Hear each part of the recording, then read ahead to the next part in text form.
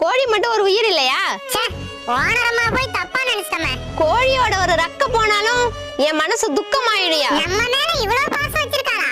என் குடும்பத்துக்கு சோறு போடுறதே இந்த கோழிங்க தான். அது இல்ல மேடம். நிறுத்தியா? கோழிய பத்தி என்னையா தெரியும் உனக்கு? போதும் ஓனரம்மா, உன் நல்ல மனசை நாங்க புரிஞ்சுக்கிட்டோம். இதெல்லாம் கோழிங்க இல்லையா, என் பிள்ளைங்க. அம்மா எங்க மார்னிங்க தன்னாலா?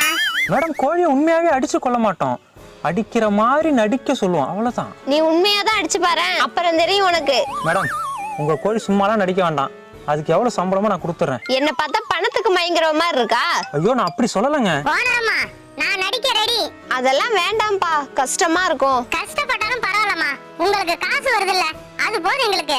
இல்லப்பா, அவன் கொடுக்கற 500 ரூபாய்க்கு. சொல்றத கேளுங்கம்மா. சரிப்பா, அப்புறம் உங்க விருப்பம். சரிங்க மேடம், ஷூட்டிங் ஆரம்பிக்கலாமா?